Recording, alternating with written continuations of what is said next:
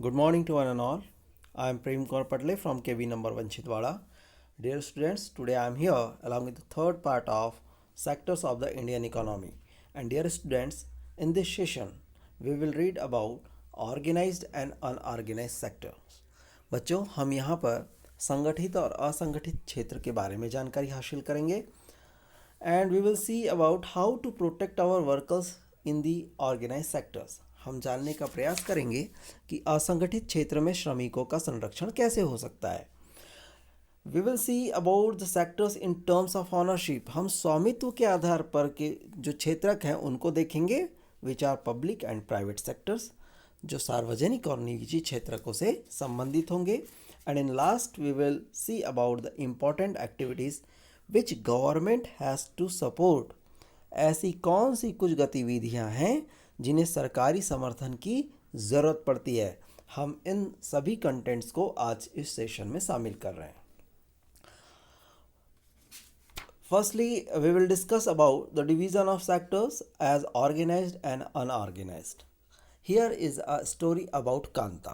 प्यारे बच्चों, यहाँ एक कांता नाम की एक महिला है, उसके संबंध में कुछ स्टोरी दी है जिसे हम आइडेंटिफाई करेंगे कि ये ऑर्गेनाइज सेक्टर से या अनऑर्गेनाइज सेक्टर से, और जिस भी सेक्टर से है तो उसके क्या स्पेशल फीचर्स दिखाई देते हैं. Kanta works in an office. She attends her office from 9:30 AM to 5:30 PM. Okay, मतलब ये हमें बतला रहा है कि इसका वर्किंग आवर कैसा है, फिक्स है. She gets her salary regularly at the end of every month. इसको जो सैलरी है वो टाइम पर मिल रही है, रेगुलर सैलरी मिल रही है. और in addition to salary she also gets provident funds and as per the rules let down by the government के अकॉर्डिंगली जो भी प्रोविडेंट फंड्स है, भविष्य निधि है, वो वेतन के अतिरिक्त उसको मिल रही है. As well as she is also gets medical and other allowances.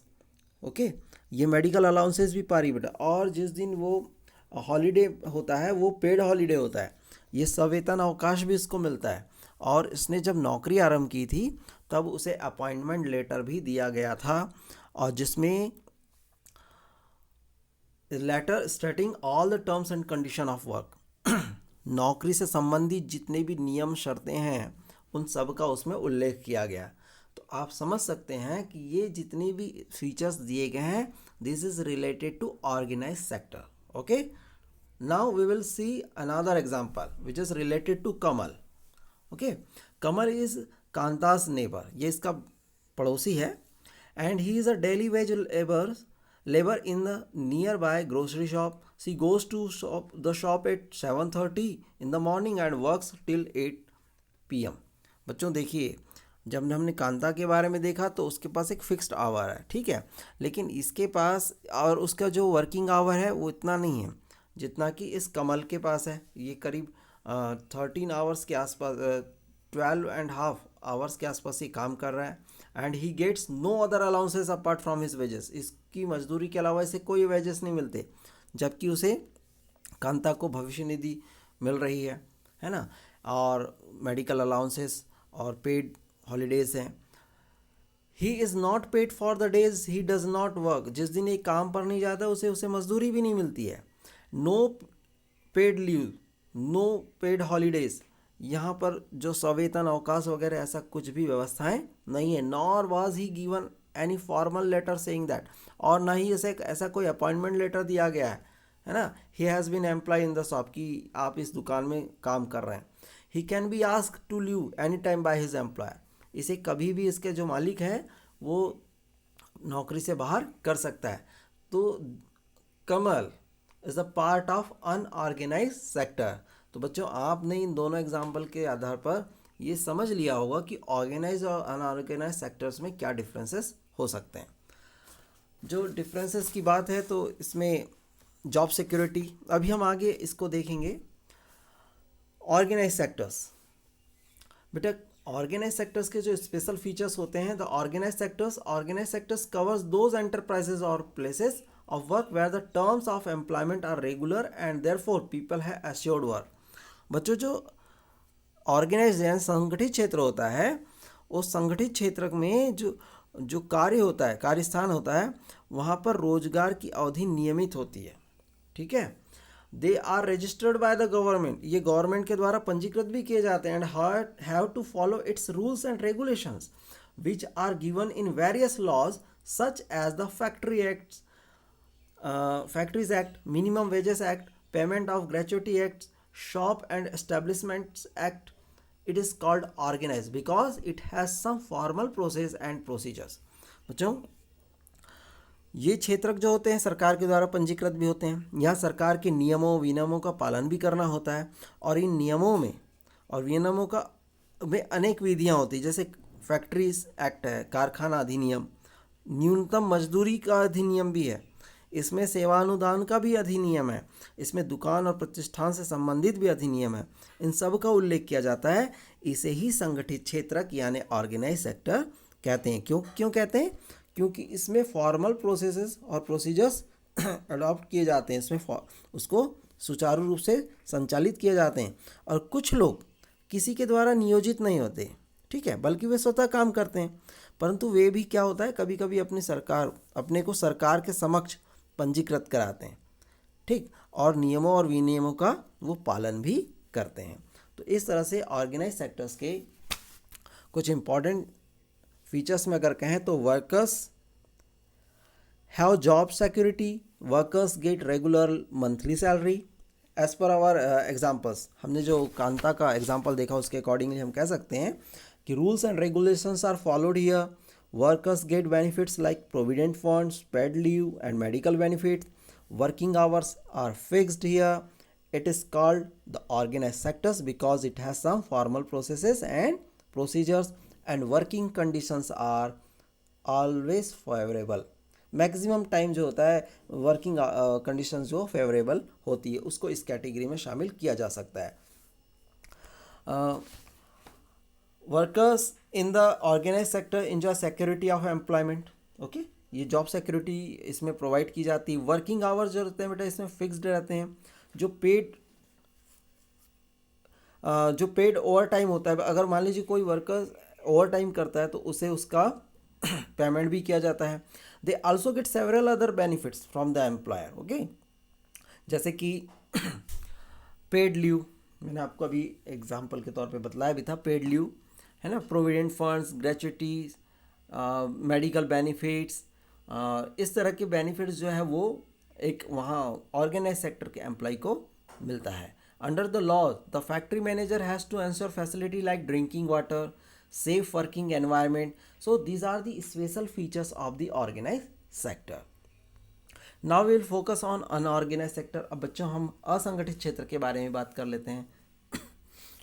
Kamal works in unorganized sector. The unorganized sector is characterized by small and scattered units which are largely outside the control of the government. बच्चों, जो असंगठित क्षेत्र होते हैं उसमें छोटी छोटी और बिखरी हुई इकाइयाँ होती है और जो सरकार के नियंत्रण से बाहर होती है और उनके नियंत्रण से बाहर होकर के वो निर्मित भी होती रहती है. अब इस क्षेत्र के जो नियम विनियम होते तो हैं लेकिन उनका अनुपालन नहीं होता. ठीक है, there are rules and regulations but they are not followed.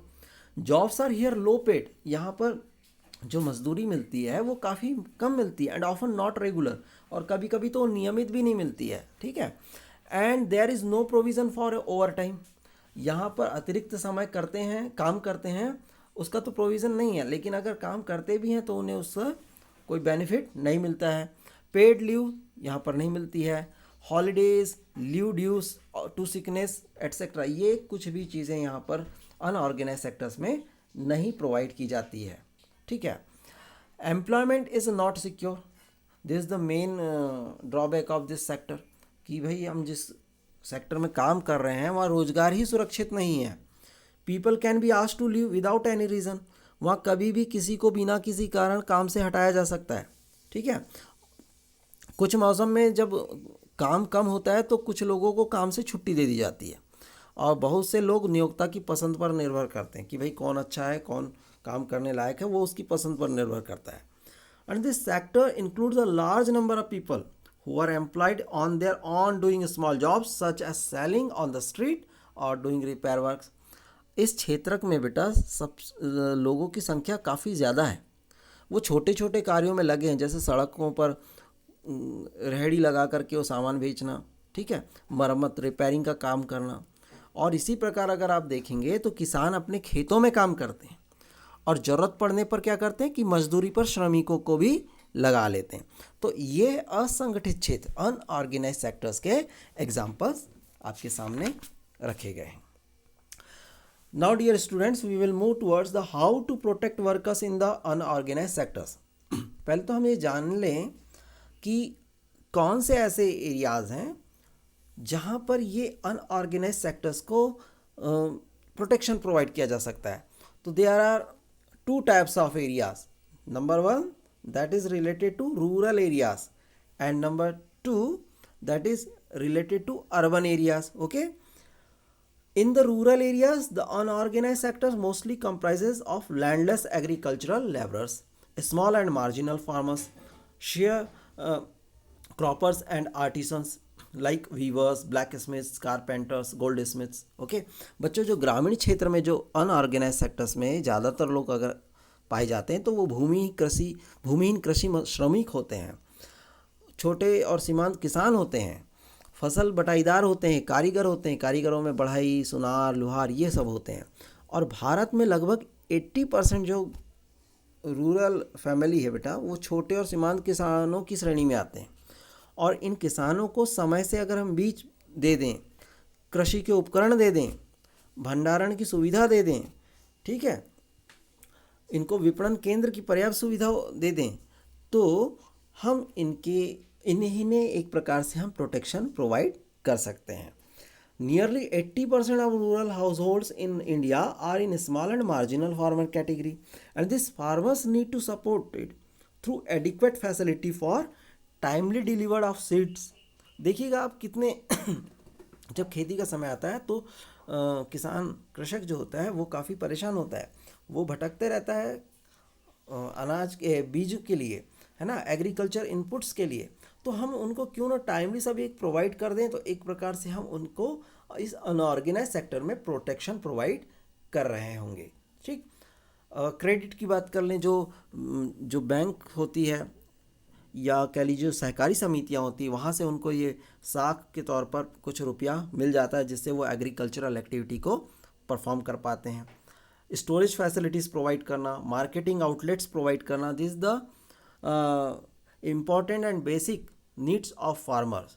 Okay, ये जो अनऑर्गेनाइज सेक्टर्स के जो लोग हैं बेटा उनके लिए इस तरह की व्यवस्थाएं करना एक प्रकार से उन्हें प्रोटेक्शन प्रोवाइड करना ही होगा। Now we will see about the urban areas.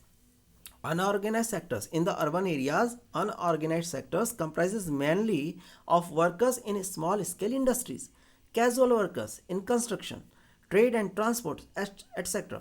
And those who work as street vendors, head load workers, garment makers, rag pickers, etc. Small scale industry also need government support for procuring raw material and marketing of outputs. बच्चों, जो शहरों में असंगठित क्षेत्र हैं उसमें मुख्यतः लघु उद्योग के श्रमिक जो होते हैं वो शामिल होते हैं, जो निर्माण कंस्ट्रक्शन वर्क से रिलेटेड मजदूर होते हैं वो शामिल होते हैं, ट्रेड और ट्रांसपोर्टेशन से रिलेटेड जो लोग होते हैं उसमें जो मजदूर श्रमिक होते हैं वो उसमें शामिल होते हैं, सड़कों पर जो बिक्री का काम करने वाले लोग होते हैं, सिर पर बोझा ढोने वाले लोग इस सेक्टर में आते हैं, गारमेंट्स को तैयार करने वाले लोग इसमें आते हैं, कबाड़ उठाने वाले लोग तक यहाँ पर इसमें शामिल होते हैं। तो जो लघु उद्योगों को भी कच्चे माल की प्राप्ति, जैसे रॉ मटेरियल चाहिए स्मॉल स्केल इंडस्ट्री को, या उसको अपने प्रोडक्ट को मार्केट चाहिए, प्रोडक्ट को सेल करने की मार्केटिंग फॉर आउटपुट, तो इसके लिए किसकी ज़रूरत होगी? इसके लिए हमेशा गवर्नमेंट सपोर्ट की ज़रूरत होगी। अगर गवर्नमेंट सपोर्ट प्रॉपरली इनको प्रोवाइड कर दिया जाए तो हम क्या कहेंगे, हम ये कहना चाहेंगे कि हम इस तरह से अर्बन एरियाज़ में अनऑर्गेनाइज सेक्टर्स के वर्कर्स को हमने प्रोटेक्शन प्रोवाइड करने की ओर एक कदम बढ़ा चुके। तो इस तरह से हम रूरल एरियाज़ और अर्बन एरियाज़ में अनऑर्गेनाइज सेक्टर्स के वर्कर्स को प्रोटेक्शन प्रोवाइड कर सकते हैं। We also find that majority of workers from scheduled caste and tribes and backward communities find themselves in the unorganized sectors. बच्चों, हम देखते हैं कि जो बहुसंख्यक श्रमिक जो हैं वो SC/ST OBC से आते हैं और ये ज़्यादा से ज़्यादा लोग अनऑर्गेनाइज सेक्टर्स में देखे जाते हैं। ठीक है, ये जो श्रमिक होते हैं वो अनियमित और कम मजदूरी पर काम करने के अलावा एक और चीज़ से सबसे ज़्यादा प्रभावित होते हैं, वो होता है सामाजिक भेदभाव, सोशल डिस्क्रिमिनेशन। ओके, तो protection and support to the unorganise sector workers is thus necessary for both economic and social development. तो यहाँ पर हमें उन्हें आर्थिक विकास के साथ साथ सामाजिक विकास के लिए भी श्रमिकों को यहाँ पर संरक्षण और उनकी सहायता करना अनिवार्य है। तो इस तरह से हमने देखा कि किस तरह से हम अपने अनऑर्गेनाइज सेक्टर्स के लोगों को प्रोटेक्शन प्रोवाइड कर सकते हैं, urban, rural and in the sectors of in the field of social discrimination. Okay, now will move towards the sector in terms of ownership, public and private sector. बच्चों, अब हम स्वामित्व के आधार पर सार्वजनिक और निजी क्षेत्र को समझने का प्रयास करते हैं। Another way of classifying economic activities into sectors could be on the basis of who own assets and is responsible for the delivery of services। अगर आर्थिक गतिविधियों को क्षेत्र को हम वर्गीकृत करने का प्रयास करते हैं तो हम देखते हैं कि उसकी जो परिसंपत्तियों का स्वामी और सेवाएं जो उपलब्ध कराने वाला व्यक्ति वो कौन है, मतलब हमें जो सर्विसेज प्रोवाइड कर रहा है वो कौन है, और ये जिसकी असेट है वो कौन है। ठीक है, अब मान लीजिए हम बात करते हैं पब्लिक सेक्टर की। In the public sector the government on most of the assets and provides all the services. अगर हम सार्वजनिक क्षेत्र की बात करें तो सारी जो असेट्स होती है, संपत्तियां होती, परिसंपत्तियां, उस पर सरकार का स्वामित्व होता है और सरकार ही हमें पूरी सर्विसेज यानी सभी प्रकार की सेवाएं उपलब्ध कराती है। And in the private sector ownership of asset and delivery of services is in the hands of private individuals और कंपनीज। जबकि अगर हम निजी क्षेत्र की परिसंपत्तियों पर स्वामित्व की बात करें या सर्विसेज प्रोवाइड करने की बात करें तो सेवाएं उत्तरण करने की जो जिम्मेदारी होती है वो किसी इंडिविजुअल यानी एकल व्यक्ति पर होती है तो किसी कंपनी के हाथों में होती है। अगर हम अब इसके एग्जांपल्स को समझें तो रेलवेज और post office is an example of the public sector, whereas companies like Tata Iron Steel Company Limited, TISCO, Reliance Industries, RIL are privately owned। तो ये इस तरह से आप समझ सकते हैं कि पब्लिक और प्राइवेट सेक्टर में कैसे डिफरेंसेस होते हैं। उनकी असेट और सर्विस प्रोवाइडर्स के अकॉर्डिंगली हम डिसाइड कर पाते हैं कि ये पब्लिक सेक्टर है या प्राइवेट सेक्टर है। Activities in private sector are guided by the motive to earn profits. Okay, इसका जो प्राइवेट सेक्टर होता है उसका एक ही ध्येय होता है, ज़्यादा से ज़्यादा लाभ अर्जित करना। To get such activities which have to pay money to this individuals and companies. इनकी सेवाएं अगर आपको प्राप्त करना है तो इन कंपनियों को या उन व्यक्ति को आपको भुगतान करना पड़ेगा। ठीक है, this purpose of the public sector is not just to earn profit. जबकि आप देखेंगे कि सार्वजनिक क्षेत्र का केवल ध्येय लाभ कमाना नहीं होता, बल्कि क्या होता है, सरकार सेवाओं पर किए गए व्यय की सरकार जो होती है सेवाएं प्रदान करती है। और आप कहेंगे कि सर जब वो लाभ कमाना नहीं चाहती तो वो कहाँ से मैनेज करती, तो सरकार जो सर्विसेज प्रोवाइड करती है उसके ऊपर जो खर्च होता है वो खर्च की भरपाई वो टैक्स जो हम सब लोग पे करते हैं उसके थ्रू उसकी भरपाई करती है। ठीक है, government raise money through taxes and other ways to meet expenses on the services rendered by it. जबकि प्राइवेटली ऑन्ड कंपनीज है और इंडिविजुअल पर्सन है वो सारा का सारा सर्विस चार्ज वो हमसे ही वसूलता है। So this is the main difference between the private sector and public sector. There are several things needed by the society as a whole but which is the private sector will not provide at a reasonable cost। बच्चों, कई ऐसी चीज़ें होती हैं जिनकी आवश्यकता समाज के सभी सदस्य को होती है, परंतु उन्हें जो है निजी क्षेत्र उचित कीमत पर उपलब्ध नहीं करा सकते। ठीक है, some of this needs spending large sums of money which is beyond the capacity of private sector. Also collecting money from thousands of people who use this facility is not easy. Even if they do provide these things, they would charge a high rate for their use। बच्चों, इन चीज़ों का इस्तेमाल करने वाले हजारों लोगों से पैसा एकत्र करना भी आसान नहीं होता है, और यदि वे चीज़ों को उपलब्ध कराते हैं प्राइवेट सेक्टर के लोग, तो वो उसकी ऊंची कीमत वसूलते हैं। ठीक है,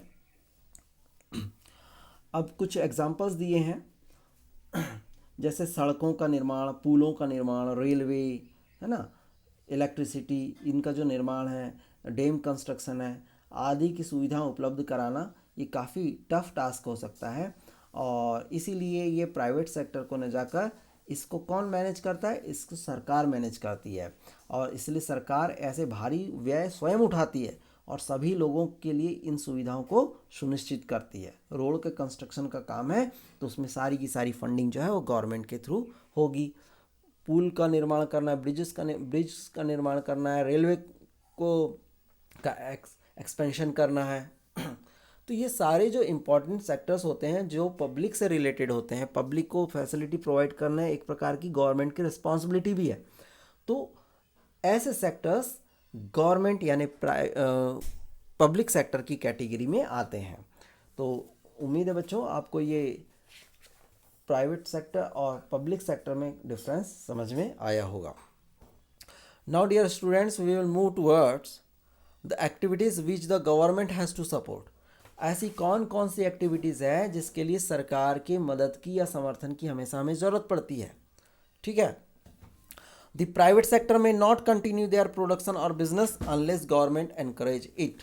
देखिए, प्राइवेट सेक्टर की जो उत्पादन है और व्यवसाय है ये तब तक जारी नहीं रख सकते हैं जब तक कि सरकार उन्हें प्रोत्साहित नहीं करती है। अगर हम एक एग्जाम्पल लेते हैं इलेक्ट्रिसिटी का, उत्पादन मूल्य पर जो है बिजली की बिक्री से बहुत से उद्योगों में वस्तुओं की उत्पादन लागत में वृद्धि हो सकती है। अगर मान लीजिए कि गवर्नमेंट उन्हें एक प्रकार से सपोर्ट ना करे और इलेक्ट्रिसिटी का फुल चार्ज उन प्रोडक्शन कंपनीज पर इम्पोज कर दें, तो जो प्रोडक्ट तैयार होगा बेटा उसकी जो कॉस्ट होगी वो काफ़ी ज़्यादा हो जाएगी, उसकी कॉस्ट जो होगी वो काफ़ी ज़्यादा हो जाएगी।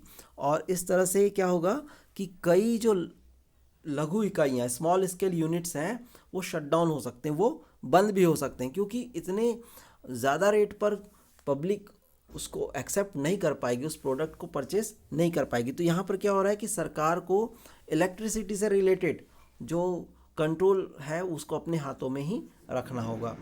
Government here steps in by producing and supply electricity at rates which this industries can afford.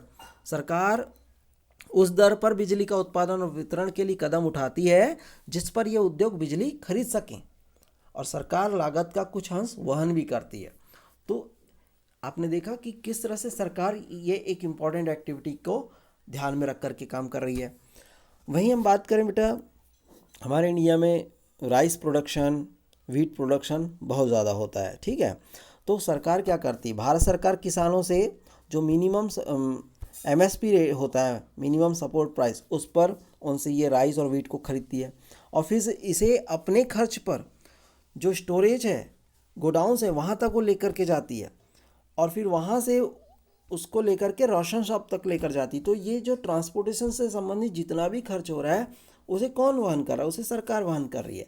अगर सरकार उसमें उपभोक्ताओं से पैसा लेना शुरू कर दे तो फिर ये पब्लिक के लिए काफ़ी प्रॉब्लम हो सकती है खरी।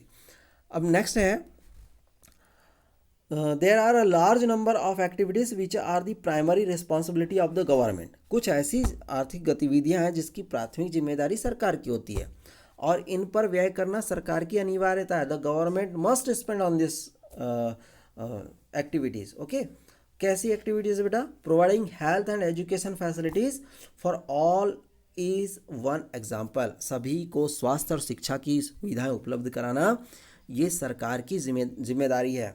ठीक है, we have discuss some of this issue in the first chapter, already we have discuss बेटा।